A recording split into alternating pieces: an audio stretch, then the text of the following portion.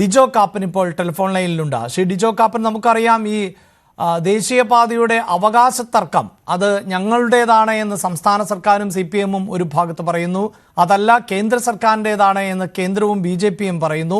ഇതിനിടയിലാണ് ഈ ദേശീയപാതയിൽ വിള്ളലുണ്ടാകുന്നത്. ഇപ്പോൾ ആരും ഇതിൻ്റെ ഒരു ഉത്തരവാദിത്വം ഏറ്റെടുക്കാത്ത സാഹചര്യമുണ്ട്.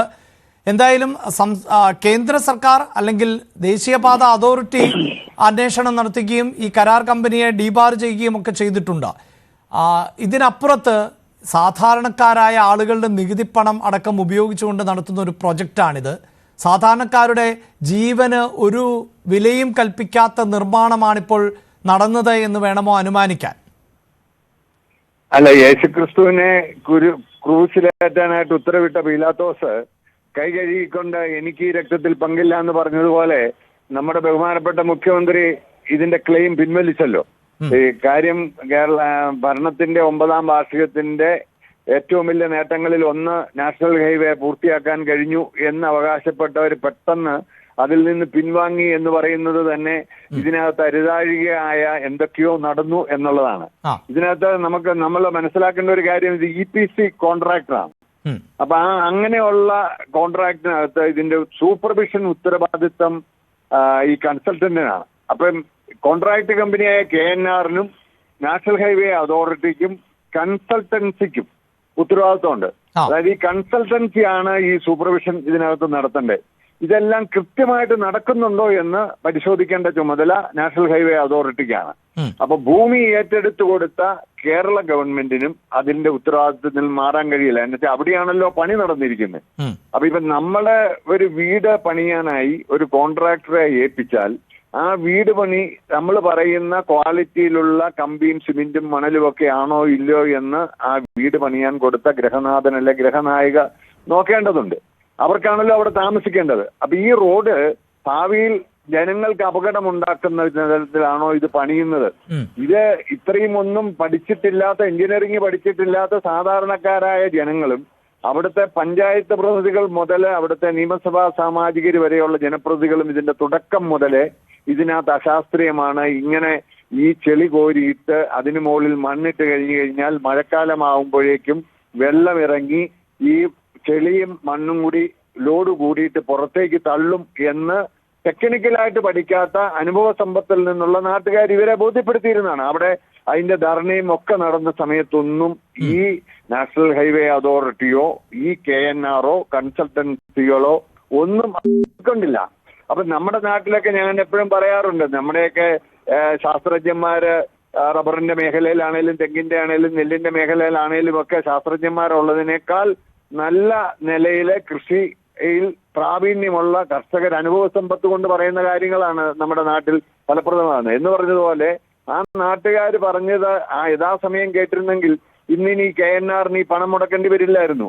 അന്ന് ഈ പറഞ്ഞ പോലെ 12 മീറ്ററിന് മുകളിലോട്ടുള്ള, അതായത് വിദേശ രാജ്യങ്ങളിലൊക്കെ ചെയ്യുന്നത് എന്താണെന്ന് വെച്ച് കഴിഞ്ഞാൽ പ്രകൃതിക്കിണങ്ങുന്ന തരത്തിൽ, അതായത് താഴ്ന്നു കിടക്കുന്ന സ്ഥലത്ത് എലിവേറ്റഡ് പാതയും പൊങ്ങിക്കിടക്കുന്ന സ്ഥലങ്ങളിൽ ടണലുമാണ്. അങ്ങനെ വരുമ്പോഴത്തേനും അത് പ്രകൃതിക്ക് ദോഷമാകില്ല. അപ്പൊ അങ്ങനെ പ്രകൃതിക്ക് ദോഷമാകാതെ ഇത് പണിതാൽ മതിയായിരുന്നു. അപ്പോഴുള്ള കാര്യം എന്താണെന്ന് വെച്ച് കഴിഞ്ഞാൽ എസ്റ്റിമേറ്റ് കോസ്റ്റ് അല്പം കൂടും. നമുക്കറിയാം എലിവേറ്റഡ് പാതയാകുമ്പോഴത്തേനും കൂടും. അപ്പൊ ആ എലിവേറ്റഡ് പാത അതുകൊണ്ട് തന്നെയാണ് വേണ്ടാന്ന് വെച്ചേ. ഇനിയിപ്പോ സ്വാഭാവികമായിട്ടും ഇത്രയുമൊക്കെ പ്രതിസന്ധി ഉണ്ടായതുകൊണ്ട് ഈ KNR അവരുടെ തന്നെ പണത്തിൽ നിന്ന് ഇത് ചെലവാക്കി വീണ്ടും അവിടെ കൺസ്ട്രക്ട് ചെയ്യേണ്ടി വരും. സ്വാഭാവികമായിട്ടും ഇപ്പോൾ പൊതുവെ വന്നിരിക്കുന്ന ഒരു ധാരണ അവിടെ എലിവേറ്റഡ് പാത വേണ്ടിയിരുന്നതാണ് എന്ന് പറയുമ്പം ആ നിലയിലെ ഇനി അത് പണിയുവാൻ നാട്ടുകാരുടെയും ഒക്കെയുള്ള അവിടെ ഡിജോ കാപ്പൻ, ഒരുപക്ഷെ താങ്കൾ നേരത്തെ പറഞ്ഞതുപോലെ ഈ പലപ്പോഴായി മുഖ്യമന്ത്രിയോ അല്ലെങ്കിൽ സർക്കാരിൻ്റെ ഭാഗമായിട്ടുള്ളവരോ, പ്രത്യേകിച്ച് മന്ത്രി മുഹമ്മദ് റിയാസ് അടക്കം മാധ്യമങ്ങളോട് പലപ്പോഴായി വ്യക്തമാക്കിയിട്ടുള്ളതാണ്, ദേശീയപാത അതോറിറ്റിയുമായി ചേർന്നുകൊണ്ട് മുഖ്യമന്ത്രിയുടെ നേതൃത്വത്തിൽ ഒക്കെ അവലോകന യോഗം ചേരാറുണ്ട്, ഇതിൻ്റെ നിർമ്മാണ പുരോഗതിയും മറ്റു കാര്യങ്ങളെല്ലാം വിലയിരുത്താറുണ്ട് എന്ന്. ഒരുപക്ഷെ ആ ഒരു അവകാശ സമയത്താണ് ഇത്തരം പരാമർശങ്ങൾ. ഒരു ധൃതി അല്ലെങ്കിൽ ഇത് ഞങ്ങളുടേത്, ഞങ്ങളിത് പൂർത്തിയാക്കി എത്രയും പെട്ടെന്ന് എന്ന് പറയുന്നതിന് വേണ്ടി അടുത്ത തെരഞ്ഞെടുപ്പ് അടുക്കം മുന്നിൽ കണ്ടുകൊണ്ടാകാം അത്തരം ഒരു അനാവശ്യ തിടുക്കം ഇതിന്റെ നിർമ്മാണവുമായി ബന്ധപ്പെട്ട് ഭരണകൂടം പുലർത്തിയതും ഇതിന് തിരിച്ചടിയായിട്ടുണ്ടോ? അങ്ങനെ ഒരു ആരോപണവും ഉണ്ടാകുന്നുണ്ട്. മലബാർ മേഖലയിൽ ഇപ്പം നമുക്കറിയാം ഉടനെ ലോക്കൽ ബോഡീസ് തെരഞ്ഞെടുപ്പ് വരാൻ പോവുകയാണ്. കോൺട്രാക്ട് ഇവരുടെ കണ്ടീഷൻ അനുസരിച്ച് തന്നെ 6 മാസം കൂടെ കഴിഞ്ഞ് ഇത് 6 മാസം കൂടി ഉണ്ടായിരുന്നു പൂർത്തിയാക്കാൻ.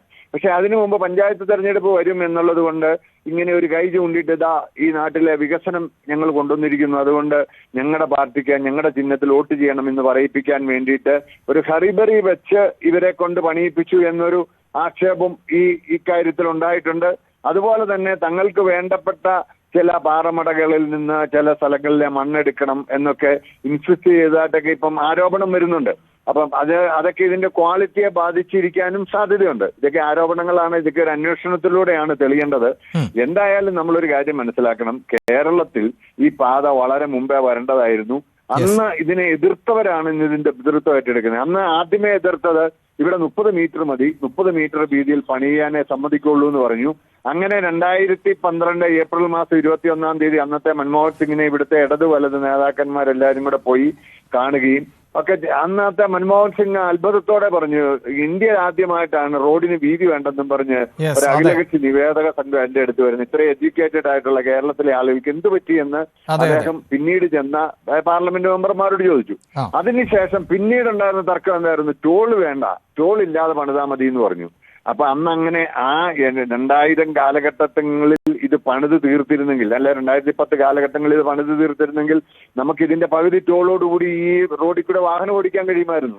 അപ്പൊ അങ്ങനെ അതിനെ എതിർത്തു. നമുക്കറിയാം നമ്മുടെ ഇവിടെ കമ്പ്യൂട്ടർ വന്നപ്പോഴും ഒക്കെ എതിർത്തത് കൊണ്ട് ആ കാലഘട്ടങ്ങളിൽ ആന്ധ്രയും മഹാരാഷ്ട്രയും ഒക്കെ പിള്ളേരെ കമ്പ്യൂട്ടർ പഠിപ്പിച്ചിട്ട് അവരെല്ലാം വിദേശ രാജ്യങ്ങളിലും വലിയ കമ്പനികളിലും ഒക്കെ പോയി ആ സംസ്ഥാനത്തോട്ട് അതിൻ്റെതായ പണം എത്തി എന്ന് പറഞ്ഞതുപോലെ ഇവിടെ എല്ലാത്തിനെയും എതിർക്കും. അപ്പോഴേക്കും ഒത്തിരി വെള്ളം കൂടെ ഒഴുകിപ്പോകും. ആ ഒഴുകിപ്പോയതിന് ശേഷമാണ് അത് നഷ്ടപ്പെട്ടു പോയി. ഇതിപ്പോ ഞങ്ങളാണ് ഇതെല്ലാം ചെയ്യുന്നതെന്ന് വരുത്തുന്നത് ഒട്ടും ഭൂഷണമല്ല.